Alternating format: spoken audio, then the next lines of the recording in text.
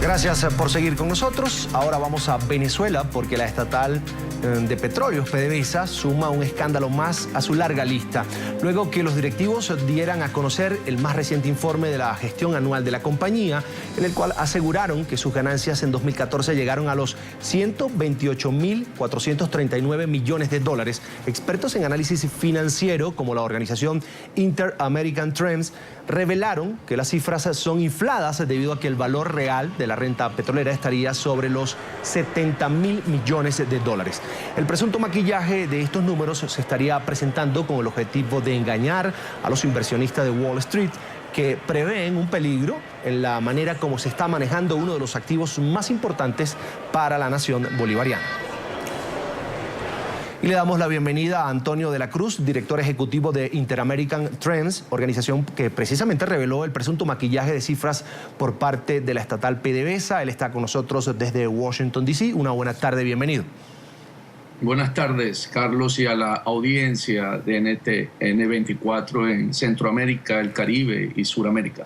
Señor de la Cruz, ¿cómo llegaron a esta conclusión? ¿Cómo lograron probar que esas cifras fueron maquilladas por parte de la directiva de Petróleos de Venezuela, PDVSA? Básicamente, Carlos, lo que hicimos fue estudiar los volúmenes de producción de la estatal y los préstamos que adquirió para poder alcanzar el valor de los 74.000 millones de dólares. La producción de PDVSA actualmente, la estatal la reporta para ese año de 2.780.000 barriles. Y asume que los volúmenes de exportación son 2.350.000. Dice, la diferencia entre la producción y el volumen de exportación es el consumo interno del mercado venezolano, que lo están calculando en 450.000 barriles día, cosa que es totalmente falsa porque todo el mundo conoce que Venezuela tiene un consumo interno de 650.000 barriles día. Entonces ya allí hay una diferencia que no están tomando en cuenta, que no se está exportando y que no está ingresando dólares al país por ello.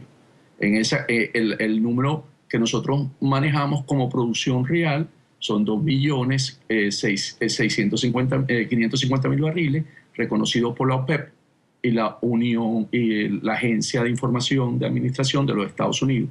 Y si le restamos los 650.000 barriles de consumo interno, estamos hablando que los volúmenes reales de producción están alrededor de 1.800.000 barriles. Señor de la Cruz, de esa última cuenta que ustedes hacen, ni siquiera restan lo que PDVSA entrega por convenios, por ejemplo, con Cuba, Petrocaribe y otros países a los que pues le vende de una manera muy holgada.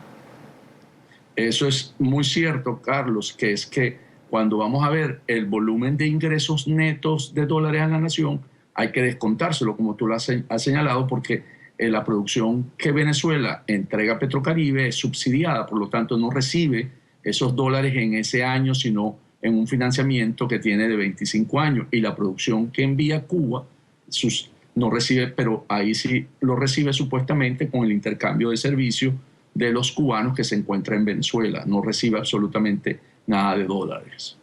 Habla de que sería una estrategia de maquillaje para engañar a los inversionistas en Wall Street. ¿Lo han podido hacer o ya comienza a haber una alerta internacional sobre la situación que vive la principal fuente de ingresos de Venezuela? Es muy cierta tu afirmación. ¿Qué ocurre? Venezuela, como conocemos, ha venido cancelando todos sus compromisos de deuda externa al capital de Wall Street.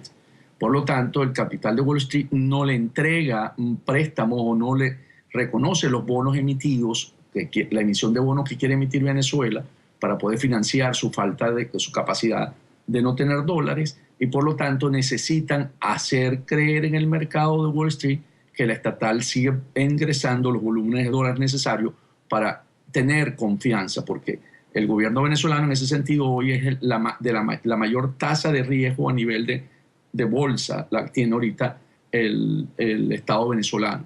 Por lo tanto, no logra convencer a los inversionistas de Wall Street con esta cifra, Carlos. Señor de la Cruz, de estos 2.550.000 barriles que ustedes dicen ciertamente se están produciendo diarios en Venezuela, yo quisiera preguntarle, ¿Han hecho este análisis en años anteriores? ¿Ha caído la producción en Venezuela? Sí, hay un trabajo, nosotros hemos venido haciendo el seguimiento a la producción petrolera y nos hemos basado en fuentes externas, como le dije, la OPEP, Venezuela es miembro, y la Agencia de Información de Energía de Estados Unidos, porque en Venezuela, como conocemos, no hay cifras oficiales desde hace mucho tiempo, por una razón de esconder la situación que vive el país. Entonces, venimos observando desde el año 2006 una caída de más o menos promedio año, hay algunos años más acentuada, de unos 50.000 barriles día. Ahora quisiera preguntarle, tomando en cuenta todo el panorama de esa realidad que ustedes han conseguido al investigar la situación de PDVSA, ¿la situación es de total riesgo? ¿Podría Venezuela quedar sin recursos en algún momento si la situación sigue así, si sigue cayendo la producción de crudo y además por la situación política misma que vive el país? Sí, ahí tenemos que combinar las tres variables, como tú lo señalaste, es producción, caída de la producción, la caída del precio del petróleo, que el año pasado cerró para la cesta venezolana en $88 por barril y hoy se está cotizando en 44, 45 dólares por barril promedio año.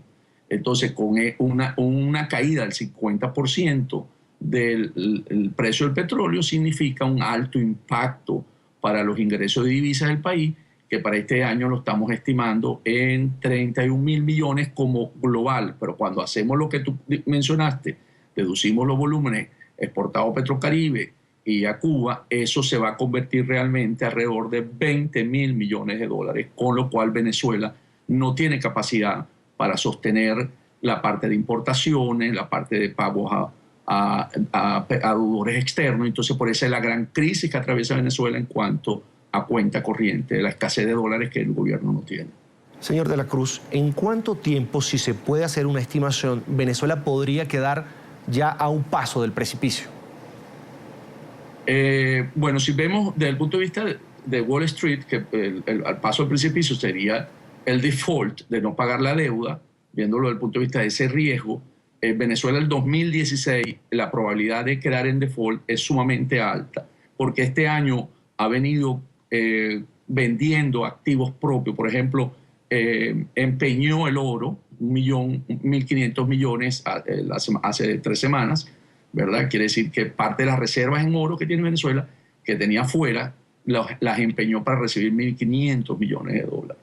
También comprometió la capacidad financiera de Citgo, a la que endeudó con 2.500 millones en enero. Y los pagos por parte de Petrocaribe de las deudas que tenían países como República Dominicana y Jamaica, lo están tratando de también hacer, la vendieron a un descuento de más del 50%. En el caso de República Dominicana recibieron 2.000 millones. Entonces Venezuela se está quedando poco a poco sin activos a la mano y con alto riesgo como país. Los financiamientos son muy altos, por lo tanto el país podría estar en un alto riesgo para el 2016. Ahora, restando esos 1.500 millones que ya se empeñaron, como usted dice, parte de las reservas en lingotes de oro, ¿qué le estaría quedando a Venezuela de esas reservas que incluso Hugo Chávez en vida trajo a Venezuela? Ok, Venezuela tenía de esos 14.500 millones de dólares en oro, ¿no? En lingotes de oro, como usted señala, de los cuales dejó afuera. Hugo Chávez no se lo trajo todo hacia Venezuela, dejó una parte en Londres, que es la que empeñaron, y le está quedando dentro del país alrededor de 13.000 millones de dólares. Lo que pasa es que para poder hacer una negociación cuando están dentro del Banco Central de Venezuela, no puede hacerlo directamente, tiene que hacerlo a través de lo que se llaman las casas, como una casa aseguradora, que por eso estaba en Lloyds, en Londres, en los bancos, porque son los que te aseguran, los que tienen el custodio de ese oro. Y como el mercado de oro está tan sensible para hacer esa transacción, tendría que tener la aprobación del Fondo Monetario Internacional. Entonces no es tan fácil vender el oro que tiene en Venezuela en este momento para poder seguir obteniendo liquidez, que es lo que no tiene en divisas. Entonces la tiene muy difícil porque no logra aumentar, porque la otra vía para conseguir dólares es aumentando la producción de crudo, y lo cual le ha costado mucho porque no falta de inversión en los campos, en los yacimientos venezolanos por no tener divisa. Es una caída del yacimiento que se conoce natural por el tiempo, el transcurso del tiempo. Ahora hablemos de las reservas líquidas con las que cuenta Venezuela. Han venido cayendo. ¿Qué significa esto para la economía y sobre todo la situación que vive Venezuela? Podría cerrar este año 2015 con una inflación sobre 100%. Sí, cuando caen las liquidez, ¿verdad? Las divisas líquidas, lo que ocurre básicamente es que afecta la importación de los bienes y servicios del país, porque son los que garantizan la importación de bienes y servicios, y también los compromisos de pago de deuda. Venezuela ha optado por pagar deuda este año y por lo tanto ha cancelado la deuda hasta lo que va del año y tiene compromiso de casi 7.000 millones de dólares de aquí a diciembre y los va a cumplir. De eso los análisis nuestros nos da que sí va a cumplirlo, porque acordémonos que el gobierno chino le dio un préstamo reciente también, le renovó un préstamo por 5.000 millones de dólares. Entonces, ¿dónde se ve afectado? Lo que se observa en Venezuela, la gran escasez, la importación, porque no puedes pagar a los proveedores externos y por lo tanto no tienes en este momento importaciones para satisfacer la comida del venezolano, que es lo que está pasando realmente en Venezuela. ¿Es casi imposible o existe alguna fórmula con la que Venezuela pueda salir de esta crisis, de este panorama oscuro que usted narra, tomando en cuenta, como usted lo decía, que si no hay liquidez, no hay importación, siguen aumentando los precios de lo poco que queda en el país? ¿Cómo podría Venezuela salir de todo este panorama oscuro, de este panorama rojo, en este caso, del que vive el gobierno y, por supuesto, los venezolanos? Bueno, la manera de salir de este panorama oscuro, Carlos, es básicamente cambiando la política económica que tiene actualmente el presidente Maduro.